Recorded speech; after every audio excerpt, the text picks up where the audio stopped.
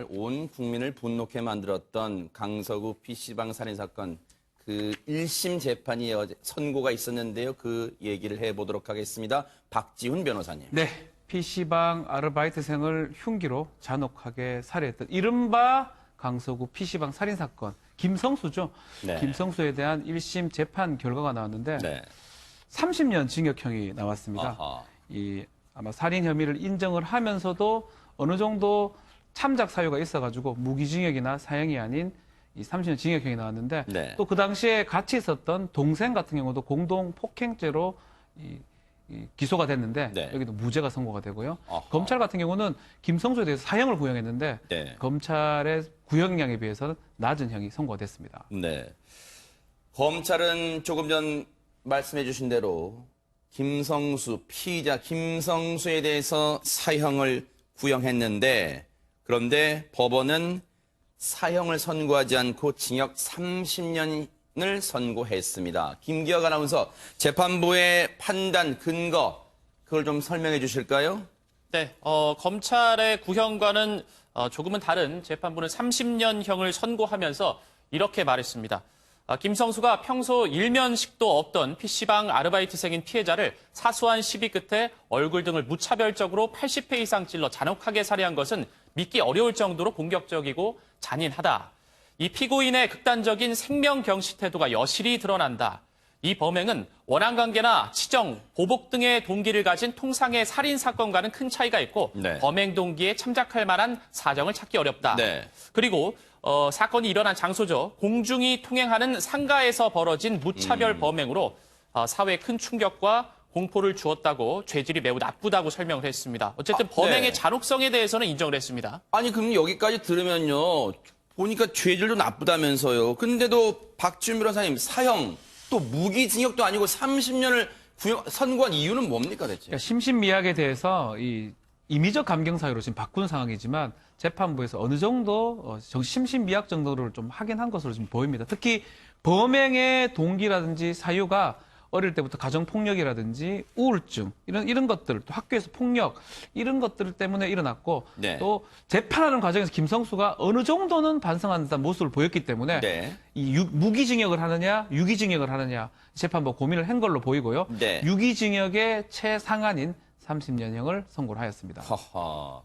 그런데요. 김성수가요. 피의자 김성수가 지난해 11월에 검찰에 송치될 때 언론 앞에서 이런저런 기자들의 질문에 답을 했는데 그중에요. 이수정 교수님 이런 얘기를 합니다. 저는 제가 심신미약인지는 잘 모르겠기 때문에 의사분의 말이 맞다고 생각합니다. 이게 무슨 말일까요? 의사분이 얘기한 대로 심신미약이 맞다 이런 얘기로 들리는데요. 네. 검찰 측에서는 이제 그 부분을 인정을 하지 않고 결국은 최고형을 구형을 했던 것 같습니다. 네. 그런데 결과적으로 재판부에서 심신미약이라고 호명은 안 했어요. 그런데도 이제 임의로 상당 부분 형량을 감경을 해서 사실은 사형을 구형을 했는데 30년이 나온 건 많이 지금 줄어든 이런 상황이다 보니까 무기징역이 안 나오고 30년이 나온 데는 그만한 이제 재판부의 상당 부분 동정심을 가진 이런 측면들이 반영이 됐다 이렇게 이제 생각이 됩니다. 네.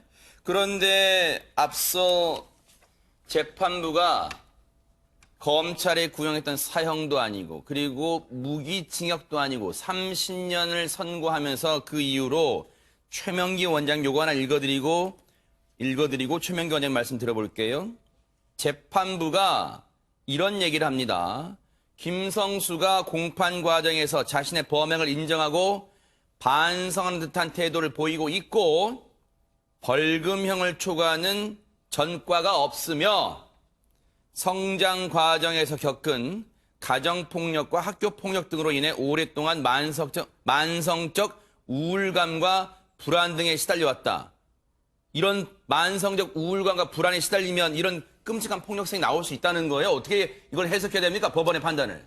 다 그런 건 아닙니다. 예를 들어서 우리가 끔찍한 폭력성이 나오기 위해서는 세 가지 조건을 맞춰야 되는데요. 첫 번째로 충동적이어야 됩니다. 만약에 본인이 폭력을 저지르면 잡힐 수 있다는 걸 뻔히 알면 폭력을 저지를 수 없겠지요. 네. 두 번째는 동정심이 없어야 됩니다. 동정심이 있는 사람은 한 번 폭력을 저질러서 누구를 때리게 하더라도 누가 아파하는 걸 보면 거기서 멈추게 됩니다. 세 번째로 겁이 없어야 됩니다. 왜냐하면 겁이 있으면은 애초에 그 행동을 갖다 할 수가 없습니다. 그렇기 때문에 어떤 사람이 이 세 가지 조건 중에서 평소에는 두 가지만 충족했었는데 그 사람이 만약에 만성적 우울감과 불안으로 인해서 이 세 가지 중에 하나가 무너지면은 공격성이 될 수 있지만 네. 이 세 가지의 조건 중에 두 가지 이상을 충족하지 않았을 때는 만성적 우울감이 있더라도 공격성이 되진 않습니다. 그러나 그와는 달리 제가 이 재판부 판결에서 중시하는 점은요. 우리는 처음에 김성수의 범행이 있었을 때 조현병과 굉장히 연관지어서 생각했었습니다. 네. 그러나 재판부 판결의 결론은 뭔가 하면은요. 조현병과 관계되어 있는 환청이나 망성에 대한 언급이 없어요. 만성적 우울감과 불안이만 언급됐다는 거는 결국은 김성수가 조현병이 아니었을 가능성이 높다는 거예요. 그러면 그때 김성수의 범행에 대해서 조현병과 연관지어서 했었던 모든 말과 그거는 사실은 잘못되었었던 거예요. 네. 그러면서 우리가 오해하는 게 네. 마치 김성수의 어떤 치워달라고 하는데 뭐 이런 피해의식이 네. 마치 피해의식이 있으면은 무조건 그거는 조현병이야라고 생각하는 건 잘못입니다. 왜냐하면은 만성 우울증과 불안이 심할 때도 적게는 한 20% 내외, 많게는 30%까지 피해의식을 동반할 수 있습니다. 네. 그렇기 때문에 결과적으로 김성수가 조현병이 아니었을 가능성이 높다는 거는 우리 모두 다시 한번 꼭 생각해 봐야 되는 부분이 됩니다. 검찰은 앞서 사형을 구형했습니다만 재판부는 유기징역의 상한선인 징역 30년을 선고를 했습니다. 그런데 박지훈 변호사님, 예. 김성수의 동생도 공동폭행 혐의로 기소가 됐고 맞습니다. 재판에 넘겨졌는데 무죄가 나왔어요. 왜 그런 겁니까? 김성수 동생 같이 피해자한테 폭행을 가한 게 아니냐 이 혐의로 공동폭행 혐의로 기소가 됐는데요. 증거 부족으로 보입니다. 이 CCTV라든지 검찰이 제시한 증거로 봤을 때 말리려는 행동으로 보이지 같이 공동으로 폭행할 의사가 보이지 않는다. 그것이 증거로 입증되지 않는다. 그렇기 때문에 증거가 없다면 무죄가 되고 그리고 결국은 검찰은 1년 6개월을 구형을 했었는데요. 네. 무죄가 선고가 됐습니다. 그런데요, 지난해 11월 김성수는 검찰에 송치되는 순간 기자들의 질문 중에 동생 관련 혐의에 대해서 이 질문을 받습니다. 그때 뭐라고 했는지 들어보시고 이어가 보도록 하겠습니다. 는 여전히 아무 잘못이 없다고 생각을 하고 있나요? 그때 처음에 동생이 그렇게 한 것에 대해서 저희는 몰랐고 경찰이 CCTV를 보여주고 나서 이제 저도 그 뒤늦게 이제 알고 있어서 저는 동생이 무죄라고 확신을 했었는데 이제 그 동생 그 CCTV를 보고 잘못한 부분에 대해서는 동생도 벌을 받아야 된다고 생각하고 있습니다. 물론 장희영 교수님, 김성수가 무슨 사법부가 아니기 때문에 김성수 말을 다 우리가 의존하는 건 아닙니다만 지금 김성수 본인도 CCTV를 보고 잘못한 부분에 대해서는 동생도 벌을 받아야 한다고 생각하다.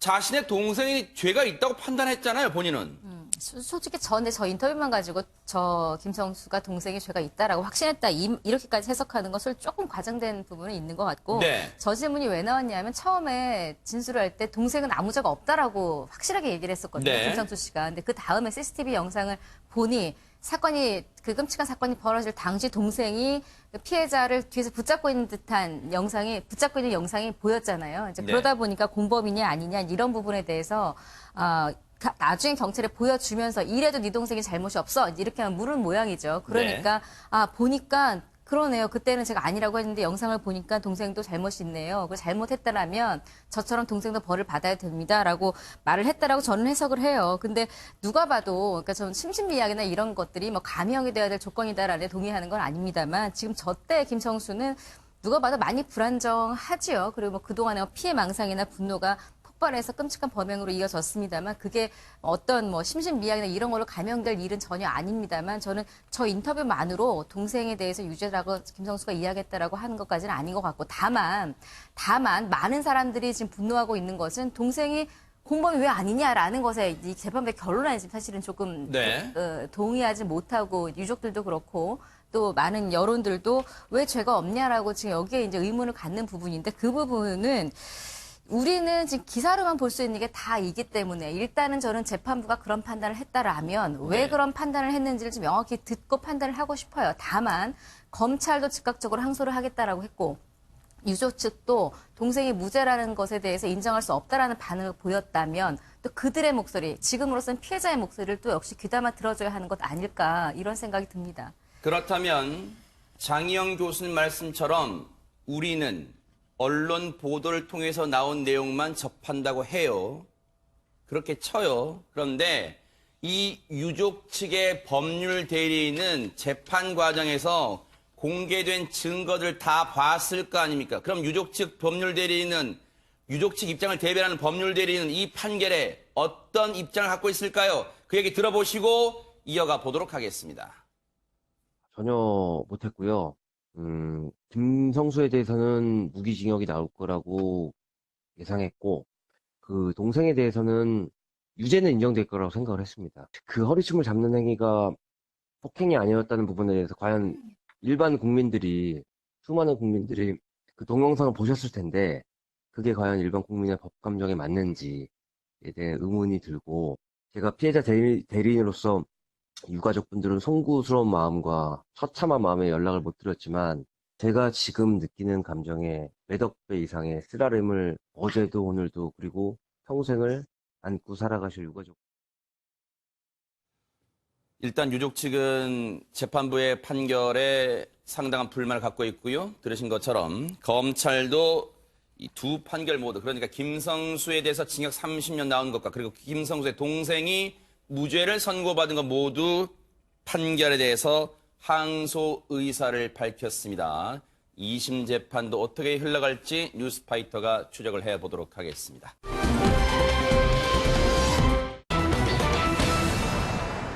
제주에서 전 남편을 끔찍하게 잔혹하게 살해한 여성. 그런데 입을 조금씩 열수록 충격적인 내용들이 전해져 오고 있습니다. 김기혁 아나운서. 네, 제주도 한 펜션에서 전 남편을 살해하고 시신을 유기한 혐의를 받고 있는 이 30대 여성. 저희가 어제 방송을 할 때까지만 해도 이 시신 유기 장소 진술을 했었죠. 그 진술 내용은 바다에서 배편을 타고 오다가 바다에서 시신을 유기했다라고 진술을 했습니다. 그런데 추가적으로 영상을 확보하게 됐습니다. 경찰이 조사를 하면서 실제로 그 완도행 배 안에서 네. 차에서 봉투, 여행용 가방 속에 봉투를 꺼내서 여러 차례 바다로 던지는 모습이 포착이 됐다라고 네. 하고요.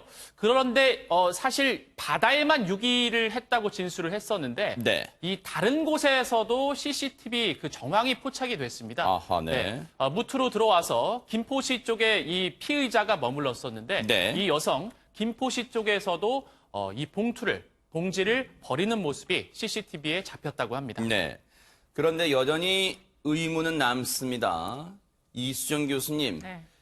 지금 피해자인 전 남편은 상대적으로 체격 조건이 우월합니다. 저 피의자인 전 부인, 저 여성에 비해서는요. 그런데 저 당시에 그리고 끔찍한 범행을 저지르고 그리고 시신을 훼손하는 과정까지 이걸 과연 혼자 단독으로 범행을 했을까 여전히 의문이 남는 대목입니다. 네, 뭐 그래서 지금 아마 공범에 대한 수사를 아주 철저하게 했던 것 같은데 네. 어떤 흔적도 사실은 발견이 안 돼서 결국에는 단독 범행으로 이제 결론이 나게 됐는데요. 그러면 도대체 이 키가 20cm 이상 차이가 나는 이 거구를 도대체 여자가 혼자 몸으로 어떻게 살해한 다음에 이제 시신을 손괴를 했는가, 네. 훼손을 했는가 하는 부분에서 네. 사실은 지금 여러 가지 정황상 이게 네. 이제 완전히 불가능하지는 않다라는 이제 생각을 갖게 만드는 게 아마도 이제 남편이 약물 같은 것에 의해서 전혀 저항할 수 없는 상태로 바닥에 뉘어진 것 같습니다. 그리고 나서 이제 시신을 손괴를 했는데 왜냐하면 지금 현장에 남은 혈흔의 흔적이 네. 이게 둘이서 서로 다투다가 이제 뭐 칼로 찌르게 돼서 네. 발생하는 그런 혈흔이 아니고요. 거의 대부분 많은 양의 이제 혈흔의 자국이 천장에서 발견이 됐다 그러거든요. 아하. 그렇기 때문에 이게 누워 있는 상태로 아마도 시신을 훼손을 했을 개연성이 굉장히 높아서 만일 네. 구체적인 도구가 있었다면 지금 도구도 있었던 걸로 알려지고 있습니다. 네. 그렇기 때문에 도구가 있었다면 여러 이제 부분으로 아마 네. 분해를 해서 결국 쓰레기 봉투 같은 데다 넣어서 이제 옮긴 거 아니냐 네. 이렇게 이제 추정이 되는 거죠. 지금까지 파악된 시신 유기 장소는 총 3곳입니다. 2곳은 피의자가 언급을 했고요, 직접. 그리고 한 곳은 경찰이 다각도로 수사를 통해서 밝혀냈습니다. 그렇다면 3차례 3곳의 시신을 분산해서 유기를 했다. 뭔가 자신의 범죄를 끝까지 철저하게 숨기려 했다는 정황이라고 추정해 볼 수 있을 텐데, 하지만 여성은 지금까지도 우발적 범행이라고 주장을 하고 있습니다. 하지만 경찰은 어떤 시각을 갖고 있을까요? 경찰 얘기 들어보시고 이어가 보도록 하겠습니다. 살인죄와 더불어서 체 손괴, 사체 유기, 사체 은닉죄를 각각 따로 적용할 것입니다. 피의자의 주장은 그렇습니다. 우발적 범행이다.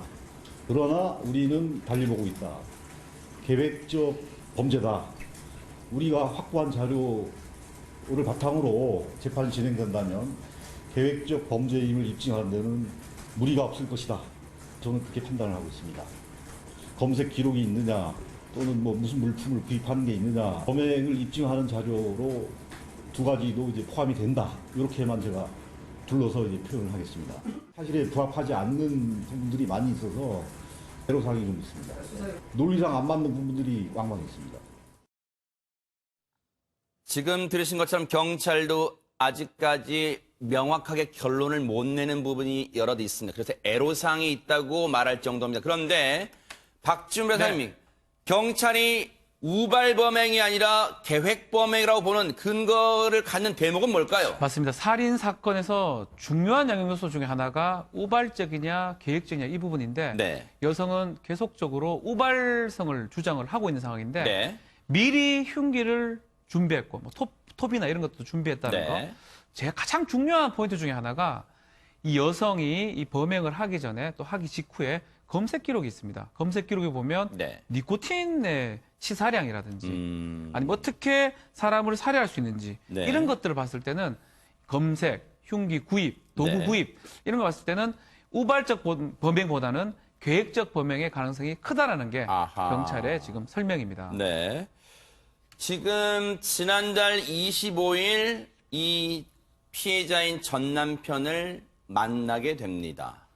제주에서요. 그리고 그 펜션을 27일 날 빠져나오는데 이 휴대전화로 검색을 한 기록은 만나기 전, 피해자인 전 남편을 만나기 전에 검색한 기록이 나왔다는 거예요. 그런데 자, 지금 시신 유기 장소까지 유기했다는 것까지는 계속해서 이 피의자가 얘기를 하고 있는데 여전히 풀리지 않는 대목은 장희영 교수님, 범행 동기입니다. 그렇죠. 범행 동기는 이 여성이 얘기하면 가장 정답이 나오겠죠. 근데 이 네. 여성이 처음에는 뭐 이야기도 안 하고 있다가 결국은 이러이러하다 상황 설명을 했는데 누구도 납득이 갈 수 없는 얘기를 하고 있는 상황이거든요. 범행 동기가 이 여성의 말에 따르면 그렇습니다. 펜션에서 이제 아들을 오랜만에 아버지랑 만났으니 잔치를 하기 위해서 수박을 먹으려고 수박을 자르다가, 그러니까 거기 뭐 이렇게 수박을 자르기 위해서는 또 그게 필요했겠죠. 수박을 자르다가 남편과 싸우게 돼서 그래서 우발적으로 했다. 이게 사실은 헛웃음이 나올 만한 범행 동기입니다. 예를 들어서 뭐 그간에 뭐 아들을 보여달라 그러고 소송이 있었고 전 남편이랑 2년 정도 헤어져면서 계속 싸우고 있었다. 뭐 이렇게 범행 동기를 차라리 말했으면 그렇더라도 어떻게 사람을 저렇게 끔찍하게 살해를 하냐라는 말이 나오더라도 아 그랬어? 이럴 때는 지금 저거는 말도 안 되잖아요. 수박을 자르다가 우발적으로 다퉜는데 흉기를 휘둘렀어요. 그럼 누가 봐도 깜짝 놀라서 흉기를 우발적으로 휘둘렀으면 경찰에 신고를 하든 뭐 도망을 치든 뭐든 이런 게 오히려 저 범행 동기에는 자연스러울 수 있는데 저렇게 잔인하게 시신을 훼손을 해서 나누어서 버리고 그 이전에 또 무슨 검색을 하고 실제로 우발적인 범행이면 여기저기 또 증거가 남아있기 마련인데 지금 증거가 너무 없다라는 거 아니겠어요? 네. 그러니까 아마도 과거에 이런 것들을 계획하고 검색을 하고 증거를 어떻게 하면 없애고 이런 것들을 준비했다라는 게 맞는 추측일 것 같고 지금 이 여성이 말하는 범행 동기는 신빙성이 상당히 떨어지는 상태입니다. 이수정 교수님, 저 피의자의 말을 일단은 고지고대로 믿는다고 하면요, 더 끔찍한 게요. 범행 현장에 그러면 6살 아들이 같이 있었다는 거 아니에요? 그렇죠. 이 지금 아이가 25일 날 같이 펜션을 갔다는 겁니다. 그래서 네. 하룻밤을 자고 부모님이랑 그리고 그 다음날 데리고 나온 거거든요. 네. 그러면 지금 이 여자의 얘기에 따르면 아이가 보는 앞에서 생일 파티를 하는 앞에서 결국 남편을 어허. 공격했다 이런 얘기가 되는데 그런 개연성은 거의 발생하기가 어렵습니다. 그렇기 때문에 결국은 지금 이 아이가 본 장면에 대해서도 진술을 좀 더 치밀하게 받아야 될 것으로 보이고요. 아마도 추정컨대 이제 그때까지는 구체적인 공격 행위, 예컨대 유혈이 낭자한 현장은 발생하지 않았던 것이 아닌가 이런 이제 생각을 하게 되면서 아까 동기 말씀을 하셨는데 이게 생각보다는 굉장히 이제 사전에 치밀하게 계획을 해가지고 정말 네. 이 남편을 죽이겠다는 의지가 분명했던 사건이거든요. 네. 그러면 인간이 인간에게 이렇게까지 적개심을 갖는 데는 네. 그만한 이유가 있다고 봐야 되겠죠. 아하. 그러면은 이 여자가 이 남자를 꼭 제거를 해야 되겠다고 생각한 연유에는 아마도 현재 본인의 어떤 안녕, 복지와 연관된 그런 어떤 뭐 그 잘못된 부분에 대한 남편을 탓하거나 이런 이제 책망의 그런 이제 적개심이었을 것 같은데 현재 현 남편이랑도 혼인 관계가 거의 깨어졌습니다. 이 여자가. 왜냐하면 의붓아들이 죽었는데요. 네. 의문의 죽음을 당했는데 질식사였던 거죠. 그렇기 때문에 그 이제 의문의 죽음으로부터 촉발이 돼서 네. 결국은 전 남편의 살해까지 이어진 일반인들이 이해하지 못하는 이 여성만 가지고 있는 어떤 나름대로의 인과관계라고 느낄 법한 그게 이제 일반인들 기준으로는 사고장애일 수 있는데 네. 그런 개연성이 있지 않나 생각이 듭니다. 혹시요, 박지훈 변호사님. 예. 만약에 이 피의자의 주장대로 당시 범행 당일날 아들의 잔치를 위해서 수박을 자르던 도중에 말다툼이 나서 우발적 범행했다면 그 현장에 아들이 있었다는 거잖아요. 물론 그렇죠. 6살입니다. 아직 한참 어린 나이에요. 하지만 그날의 상황을 만약에 목도했다면 미성년자에게서 조심스럽긴 합니다만 혹시라도 전문가의 조력 입회하에 네. 이 아이를 상대로도 경찰이 질문을 할 수 있습니까? 아니면 못하는가요? 어떻습니까? 충분히 가능합니다. 아하. 6세 정도의 아이라면 그 어떤 상황에 대해서 인식이 가능하거든요. 네. 아마 경찰이 하지 않을까 생각이 들어요. 확인하는 과정에서. 아. 그게 그 정말로 신빙성이 있는 얘기라 그러면 확인을 해서 다만 이제 혼자서 답변하기 곤란하기 때문에 아동 전문가가 옆에 반드시 참석을 해야 됩니다. 그래서 답변할 가능성은 있지만 지금 사실 그 진술 자체가 신빙성이 없거든요. 굳이 신빙성 없는 거에 대해서 확인 작업을 아이까지 불러서 할 필요는 없지 않을까 이렇게 생각이 좀 듭니다. 그렇기 때문에 저희들 시청자분들도 아마 그런 의구심을 가질 거예요. 지금 경찰의 브리핑 내용을 보면요. 범행 다음 날 아이를 데리고 나왔다는 거 아니에요. 그러면 그 펜션 공간에 아이랑 같이 있었다는 거, 범행 후에도 같이 있었다는 거고, 범행 후에요. 곳곳에 보면 깨끗이 흔적을 다 지웠지만 이른바 루미놀 검사라고 해가지고 형광 물질로 비춰봐서 혈흔이 묻은 걸 다 경찰이 발견해냈어요. 그렇다면 이수정 교수님, 네.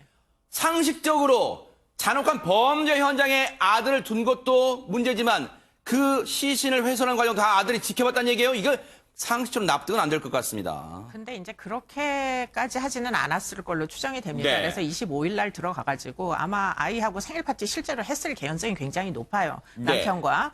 그리고 나서 26일 날 아이는 이제 안전한 지대로 옮겨진 것 같고 네. 그 이후에 이제 아마도 하루나 이틀 정도 더 있었던 것 같습니다. 그래서 결국 27일 날 나왔다고 저는 알고 있는데요. 그런 와중에 이제 결국은 뭐 시신에 대한 손괴가 일어난 거 아닌가 이렇게 보여서 그러면 아이가 본 아버지의 모습은 일반적으로 만약에 진술을 한다면 이건 네. 가정입니다만 아빠는 자고 있었다 이렇게 진술할 개연성이 훨씬 더 높아 보여요. 네. 그렇다면 자고 있게 만든 무엇인가가 있었을 것이다. 네. 예를 들자면 약물이나 독극물이나 이런 것들로 전혀 저항할 수 없게 만든 다음에 그 와중에 아빠가 자고 있다고 해서 아이는 안전한 지대로 옮겨놓고 다시 들어가서 지금 뭔가 이제 훼손을 한 거 아니냐 이렇게 볼 수밖에 없을 것 같습니다.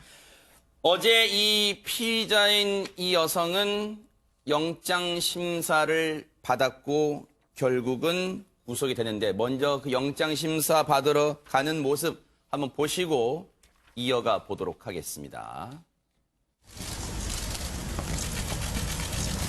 선생님 혹시 어떤 이유로 살인까지 하게 되신 건가요? 모든 범행은 혼자서 하신 겁니까? 가려져. 그 시신은 바다에 유기하셨다고 하셨는데 어떤 방식으로 유기하신 건가요? 혹시 유가족들에게 하고 싶은 말은 없으신가요? 유가족과 아이에게 미안하지 않습니까? 천천히 대단. 혐의 인정하십니까? 아무런 말도 하지 않았습니다. 보신 것처럼요. 그런데 지금 일각에서는요. 저 피의자의 신상을 공개해야 되는 거 아니냐 이런 목소리가 높습니다. 네, 제주경찰청에서 10시에 피의자 신상공개위원회를 지금 엽니다. 아, 그래요? 특정 강력범죄 처벌에 관한 특례법상에 특정 강력범죄고 범행수단이 잔인하고 아하. 알려야 될 공공의 이익이 있을 때 네. 공개를 할 수 있는데요. 네. 이 지금 그 의붓아들 관련해서도 좀 문제가 있어 보이죠. 네. 그렇기 때문에 두 가지 범죄라고 가정했을 때는 네. 알려야 될 이유가 있어 보이는데 다만 네. 6세 지금 친아들이 있습니다. 그 아들 때문에 아마 고민이 좀 될 것 같아요. 얼굴까지 공개하면 그 아들한테도 영향이 미칠 수 있기 때문에 뭐 그런 부분들 판단해가지고 10시쯤에 심의위원회를 열 것으로 지금 보입니다. 네. 근데 실제로요, 물론 저 피의자의 6살짜리 아들의 인권도 중요합니다. 그런데 지금 오히려 시청자분들 이런 생각 안 드세요? 피해자!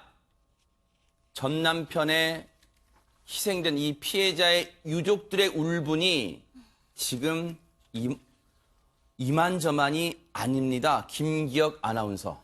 네, 유족들은 참담하면서도 가슴이 꽉 막힌 심정일 겁니다. 유가족들도 신상 공개 요구를 강력하게 하고 있는데요.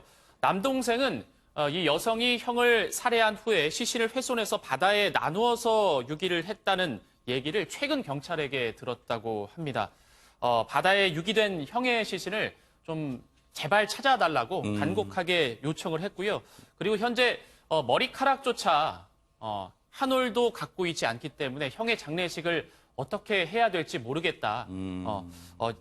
유기된 장소를 여러 군데에서 잘 찾아서 좀 인력을 동원해서 간절하게 제발 찾아주길 바란다고 울분을 토했습니다. 네. 자, 곳곳에 계획 범행으로 보이는 정황도 다 있고요. 아직 이 사람은, 이 피의자는 자신의 범행 동기에 대해서는 딱 부러지게 납득할 만한 이유를 대지 못하고 있어요. 나름대로 이유는 되고 있습니다만 경찰이 오는 11일 날이 검찰로 송치하는 날입니다. 그때까지 계속해서 수사력을 모아서 밝혀내줄 것을 기대를 해보겠습니다.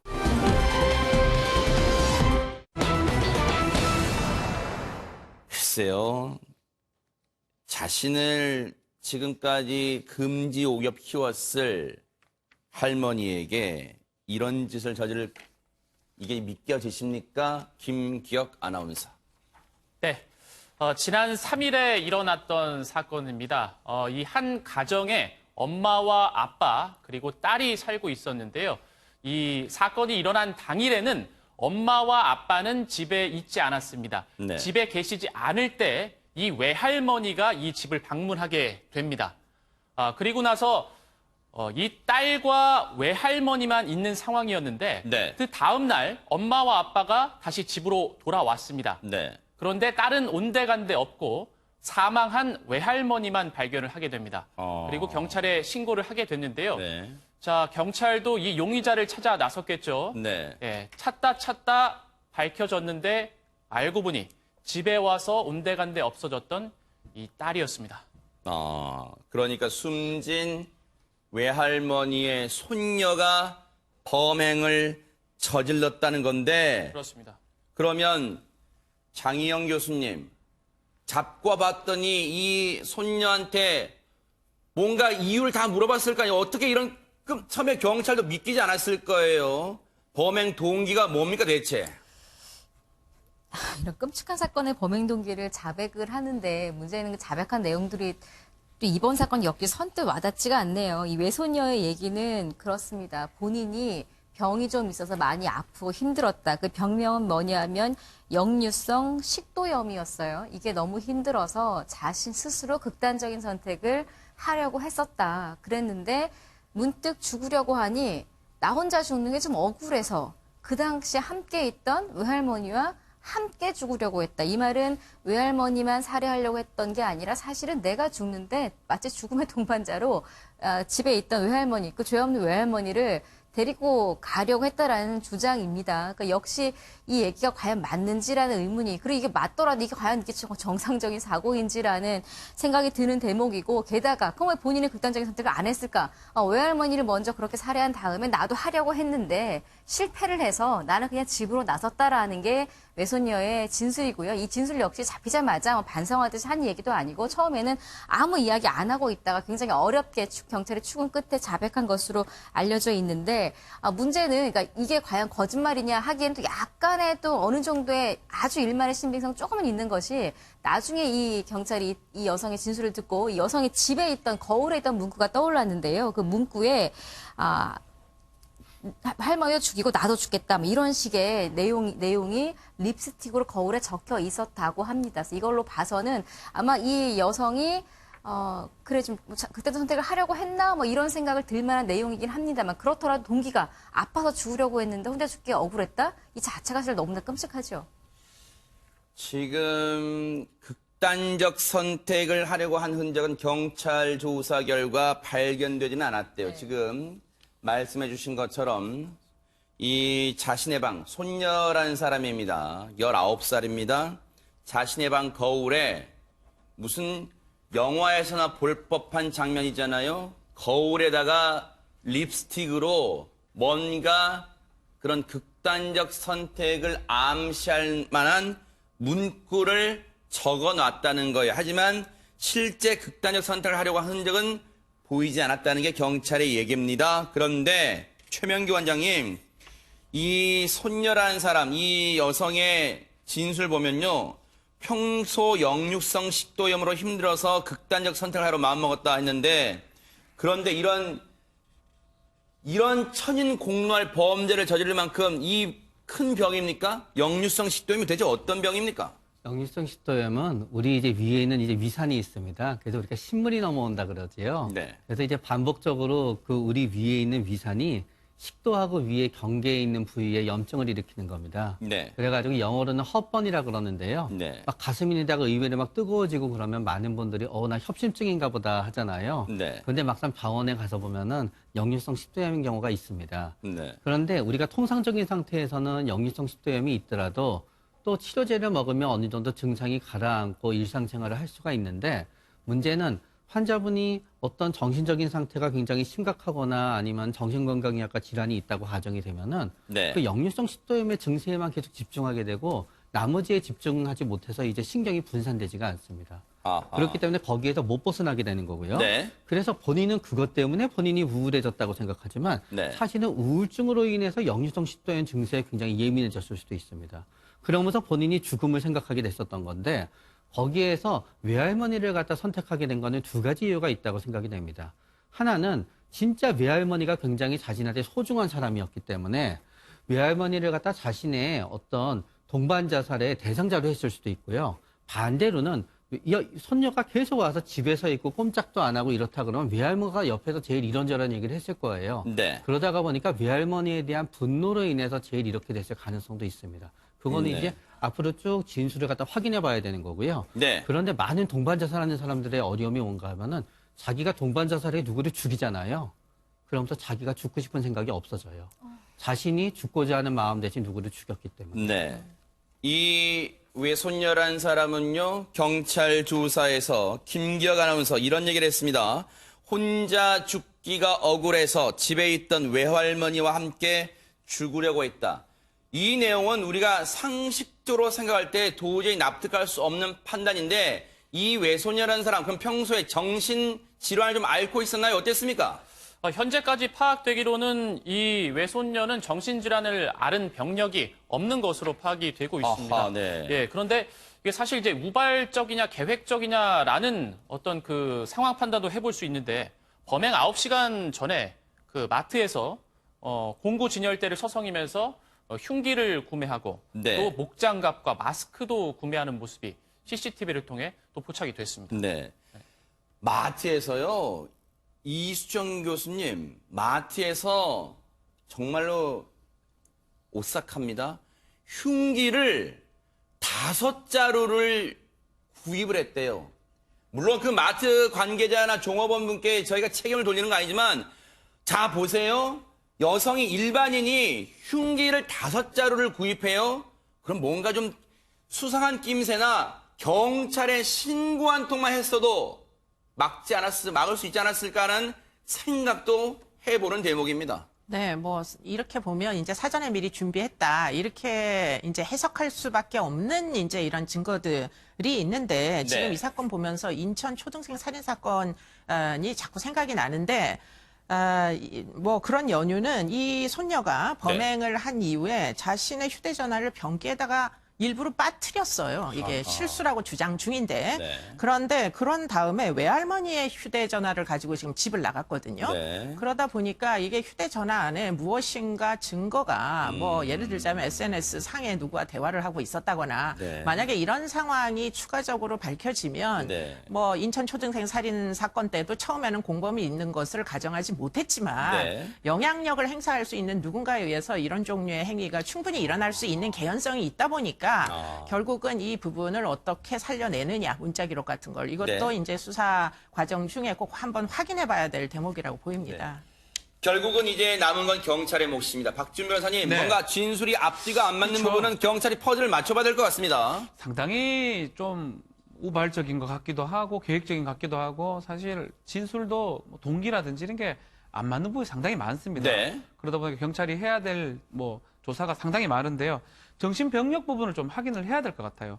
아직 확인된 게 없다고 하지만 네. 가족들이 모르는 정신병력 부분 이것도 봐야 될 것 같고 범행 이후에 지금 군포 교육원에 있었다고 하는데 이 목격자의 얘기에 따르면 뭐 책을 본다든지 피곤한 사람처럼 뭐 앉아있다 이런 얘기를 하는 것 같거든요. 평소에요? 아하. 그렇죠. 그렇다면 이런 것도 사실은 뭔가 정신병력하고 관계가 있는 게 아니냐. 왜냐하면 이 흉악한 범죄를 저지르고 앉아있는 게 쉽지가 않기 때문에 경찰이 뭐 다각적으로 일단은 그 피해자 외할머니 시신 부검해서 결과를 본 다음에 더 조사를 할 예정입니다. 네. 어쨌든 이 부분은요, 이 자신의 외할머니에 대해서 끔찍한 범행을 저질렀는데 정말로 믿기지 않은 범죄예요. 그렇지만 반드시 그 범행 동기 그리고 앞서 이수정 교수님이 정말 중요한 점을 짚어주셨어요. 과연 자신의 휴대전화를 변기에 빠뜨린 이유가 과연 어디에 있는지 그 부분도 샅샅이 밝혀내야 될 것 같습니다.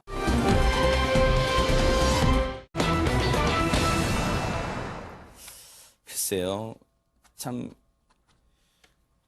어쩌다가 이런 일이 났고 또 그리고 이런 사람들에 대해서 편견을 갖고 싶지 않지만 정말로 한번 일이 터지면 이렇게 걷잡을 수 없이 큰 일이 터지고 맙니다. 김기혁 아나운서. 네, 어제 고속도로 한복판에서 정말 끔찍한 일이 벌어졌습니다. 영상도 굉장히 아찔하고 끔찍한데요. 보시면서 설명드리겠습니다. 네, 어제 오전 대전 당진 고속도로의 모습입니다. 그런데 자세히 보면 한 차량의 주행 방향이 이상하죠. 자세히 보시면 소형 화물차가 고속도로에서 역주행을 하고 있고 신고받은 경찰도 뒤따르고 있습니다. 예, 중앙선에 붙어서 지금 역주행을 하고 있는데 트럭과 버스도 아슬아슬하게 피해가는 모습입니다. 그런데 이 차량 계속 빠르게 주행을 하다가 결국에 맞은편에 오는 차와 부딪힌 후에야 주행을 멈춰서게 됩니다. 네, 고속도로에서 운전해 보신 분들 아시겠지만 과연 누가 반대편에서 운전을 할 것이냐 예상을 하시겠습니까? 지금 사고 현장 모습인데요.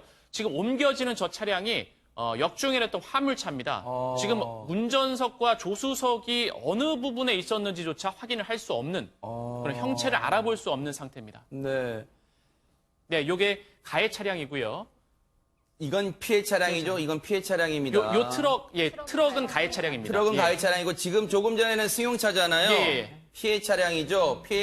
지금 뭐 이게 앞에 있는 게 피해 차량이에요. 맞습니다. 앞에가 피해 차량이고요. 뒤에가 가해 차량입니다. 지금 저 상태로 봐서는 인명 피해 상황이 어마어마할 것 같은데 어떻습니까? 당시의 사고로 인명피해가 난 것 같은데 어떻습니까? 김계관 아나운서. 예, 화물차에는 운전자인 40살 아빠와 그리고 조수석에는 3살 아들이 타고 있었습니다. 그리고 반대편 승용차 운전자는 29살 여성이었는데요.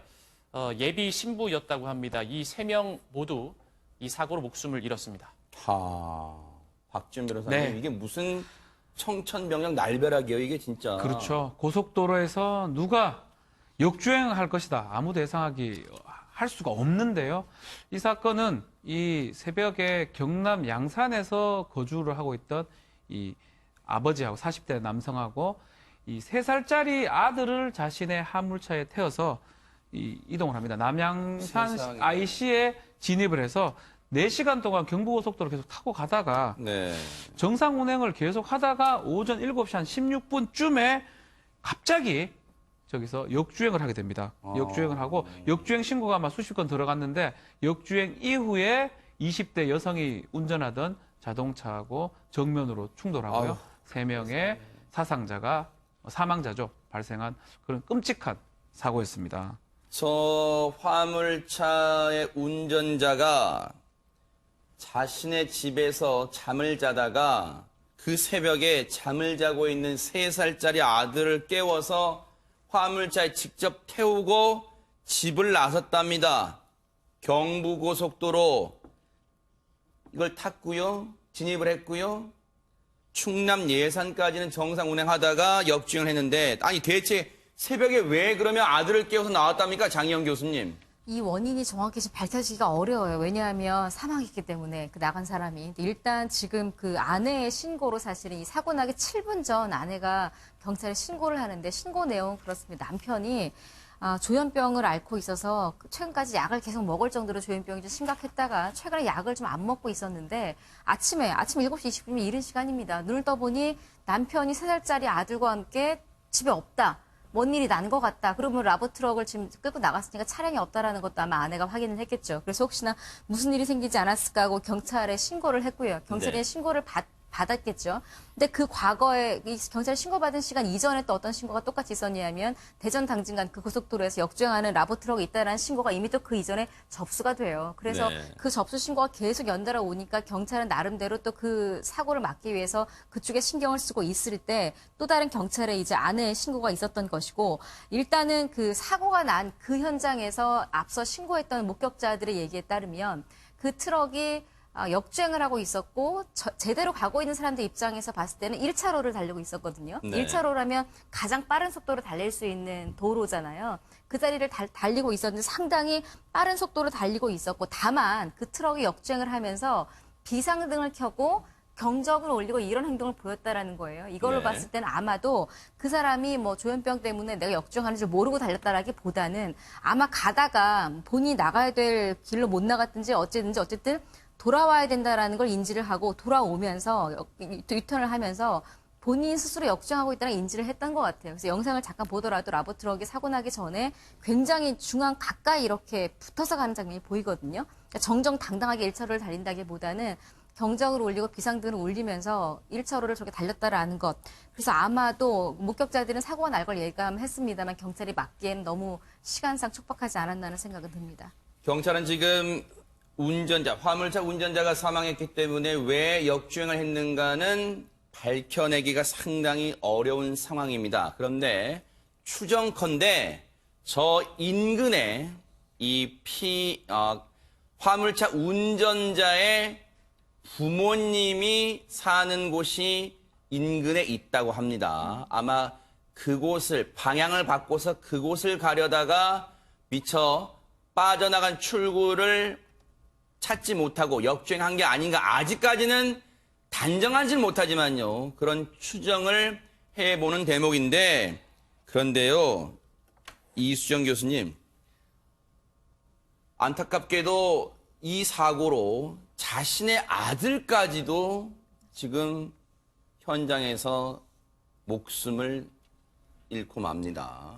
네, 뭐 지금 이제 이 아이의 엄마가 있잖아요. 이 아이의 엄마가 하는 얘기가 이분이 이제 경찰에다가 자발적으로 신고를 했습니다. 네. 남편이 약을 이제 조현병 약물을 끊었다. 네. 그래서 이게 치료를 중단하다 보니까 지금 최근에 굉장히 상태가 악화됐다. 그런데 차를 몰고 나가서 굉장히 불안하다고 실종 신고를 냈다고 그러거든요. 네. 그러니까 아마 아내는 이 남편분의 증상의 악화를 알고 있었다. 이렇게 볼 수밖에 없죠. 왜냐하면 그때까지 사고 난 거를 모르고 신고한 거니까. 네. 그런데 너무 안타까운 부분은 도대체 왜 그러면 치료를 안 받아도 아무런 조치를 할 수 없느냐. 3개월씩이나 치료를 안 받고 있었다는 거잖아요. 그 부분에서 지금 상당 부분 이 정신보건 시스템 자체가 이게 특히 이제 조현병 환자들의 이제 약물 복용과 연관해서 굉장히 무력한 시스템을 이대로 유지해도 되는가 하는 부분에서 사실은 이런 사건들은 굉장히 중요한 시사점을 던져준다고 보입니다. 그러네요.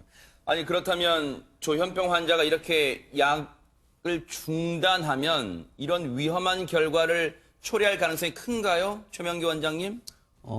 약을 갖다 중단하게 되면은 약을 중단하자마자 어떤 환청이나 망상이 재발하는 건 아닙니다. 그러나 이제 약을 중단하고 사람에 따라 다르지만 일정 시기가 시작되면 이제 환청이나 망상이 재발하게 되는데 처음에는 서서히 재발하기 때문에 본인이 환청이나 망상이 있더라도 내가 스스로의 능력으로 조절할 수 있다고 생각합니다. 그러나 이 시기가 넘어가게 되면 그렇게 되는 거죠. 그러나 조현병 환자분이 처음에 약을 중단할 때부터 나는 재발하겠어 라는 생각으로 중단하는 사람은 절대로 없습니다. 네. 우리도 고혈압이나 당뇨약 먹다가 보면 잊어먹게 되잖아요. 그런데 일주일 내내 먹어야 되는 약을 갖다 이틀 잊어먹어도 상당 부분이 적게 먹게 돼서 평균 용량이 줄어드는 거거든요. 그래서 대부분의 조현병 환자분들은 그냥 좋아지니까 그냥 하다가 보니까 빼먹게 되는 경우가 제일 많고요. 또 나머지 경우는 본인이 약을 중단하고 재발을 갖다 경험하게 되면 그 다음엔 달라지지만 네. 사실은 처음에는 약을 갖다 중단해도 재발할 거라는 게 믿어지지 않습니다. 의사가 얘기를 해도.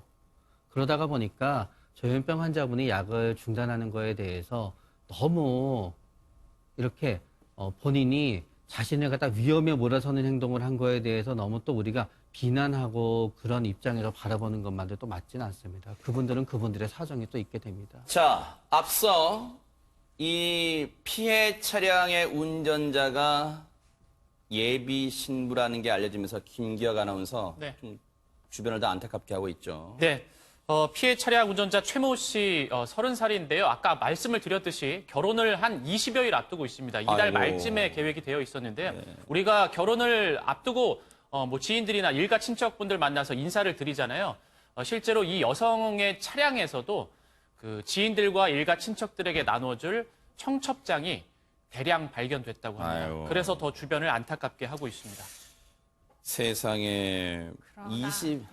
네, 말씀하시죠. 예, 그러나 이제 그럼에도 불구하고 지금 원장님 말씀을 들으면서 조현병 환자들의 굉장히 딱한 사정은 충분히 이해가 됩니다. 그 약이 또 여러 가지로 생활하는데 불편함을 초래하는 약물을 계속 먹으라고 하는 게 쉬운 일은 아닐 거예요. 그러나 지금 이제 이 조현병 환자들에 의한 사건들이 계속 지속적으로 일어나잖아요. 네. 최근에 특히 많아졌습니다. 이 부분에 대해서 우리가 그냥 외면하고 넘어갈 수는 없어요. 그러면 이 분들이 치료가 필요한데 정부기관에서 그와 같은 책임을 져야 되는데 그것을 제대로 지지 않아서 결국 일반 시민들의 뭐 인명 손상을 이렇게까지 계속 참아내야 되는 게 이게 뭐 어쩔 수 없는 일인가. 사실은 정말 진지하게 생각해 볼 필요가 있습니다. 이 예비 신부 최모 씨는요. 결혼을 오는 22일이 원래 결혼 예정일이었대요. 예비 신랑은 오열하고요. 뭐 언론 인터뷰를 요청한다는 자체가 송구스럽잖아요. 언론 인터뷰 응할 수 없을 정도로 지금 이 정신을 지금 잃은 상태입니다. 너무 오열하고요. 그리고 이 여성은요. 당일날 이 신겹살림 신혼집에서 미리 하룻밤을 자고요. 다음날 새벽 일찍 출근길에 나섰다가 자기 근무지로 가는 출근길에 새벽 일찍 나섰다가 이런 변을 당했어요. 너무너무 안타깝습니다. 이 가해 차량 운전자와 또 그 아들까지 3살짜리 아이들이 무슨 죄입니까? 3살짜리 아이가 무슨 죄예요? 정말로 너무너무 안타까운 사고였습니다.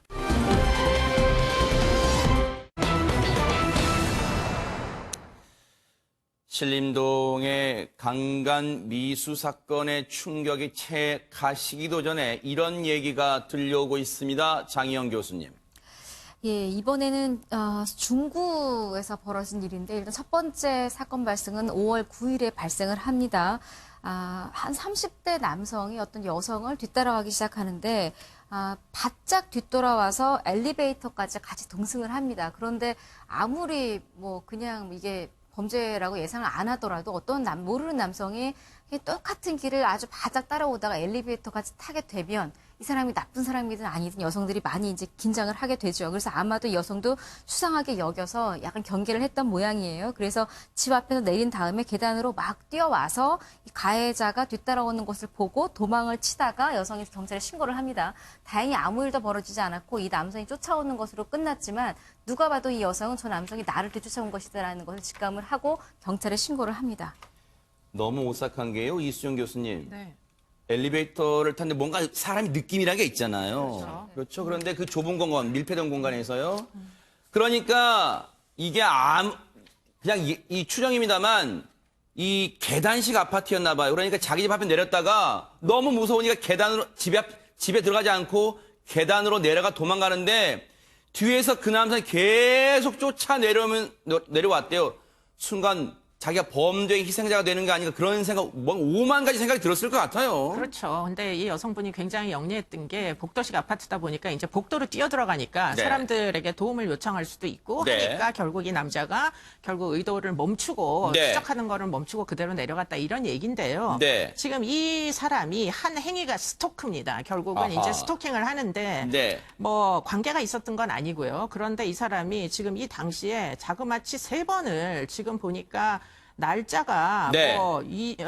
지금 9일 날도 했고 22일 날도 했고 결국 31일 날 검거됐는데요. 네. 이렇게 지속적으로 어떤 특정 구역에서 여자들을 쫓아다니는 이런 행위를 하는데 네. 문제는 그 쫓아다니는 행위가 우리나라에는 그게 범죄가 아니라는 거예요. 하하. 그러다 보니까 지금 여성들은 계속 지속적으로 신림동 사건에서도 이제 보셨다시피 너무나 불안한데 네. 지금 형사사법적으로는 이 남자를 제재할 수 있는 방법이 없다는 게 이제 문제입니다. 하하.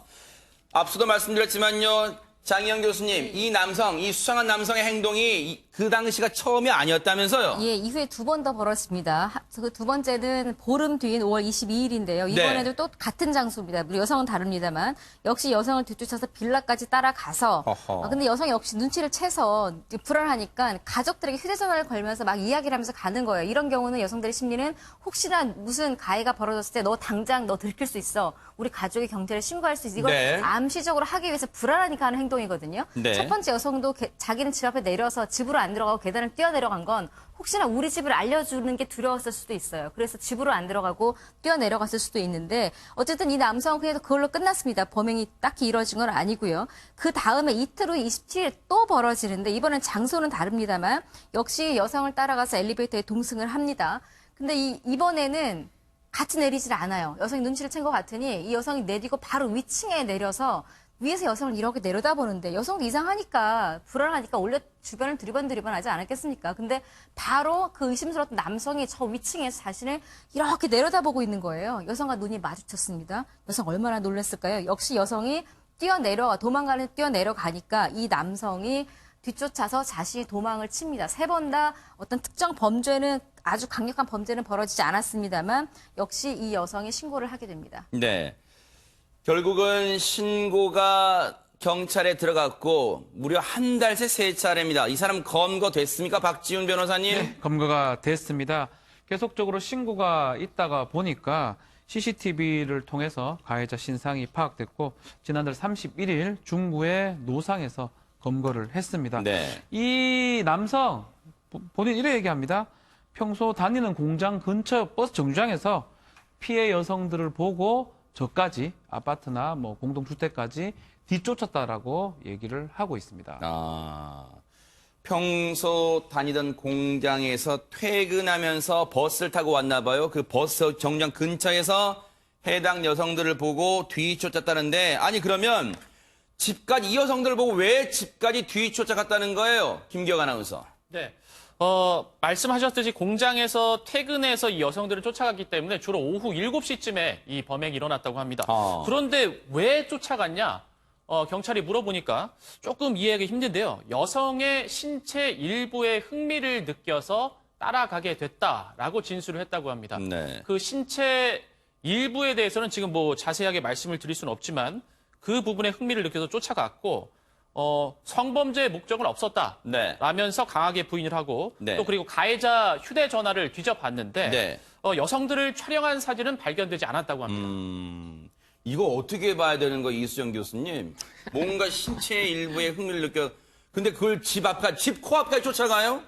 그게 뭐 지금 도대체가 말이 앞뒤가 안 맞는 거죠. 결국은 성범죄 목적이 없었으면 사실 유달리 유복한 이런 그 집도 아니었는데 부유층의 이제 주택가도 아니었는데 결국은 왜 여자를 쫓아갑니까? 그러니까 이제 결국에는 성범죄 의도가 있었다고 밖에 볼 수 없는데 의도가 있었다고 처벌할 수 있는 건 아니에요. 아하. 그리고는 이제 성범죄였음을 입증할 수 있는 성범죄 의도를 입증할 수 있는 무엇인가가 있어야 되는데 네. 신체적인 접촉이 전혀 없다 보니까 네. 그냥 뭐 여성의 신체 일부 다리라고 만약에 합시다. 네. 그럼 다리를 좀 구경하려고 내가 쫓아갔는데 이게 범죄가 되냐 이렇게 따져 물으면은 현행법상은 이걸 처벌할 수 있는 방법이 아하. 기껏해야 주거 침입도 이거 생각보다 적용하기가 쉽지가 않습니다만 네.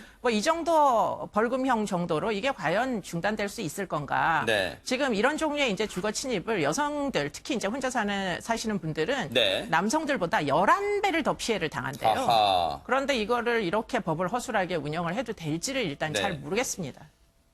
경찰은 지금 주거침입죄를 적용했고요. 지난 1일 구속이 됐습니다. 그리고 오늘 검찰에 송치가 된다는데 재판 과정에서 어떤 결과 나올지 또 주목해 보겠습니다.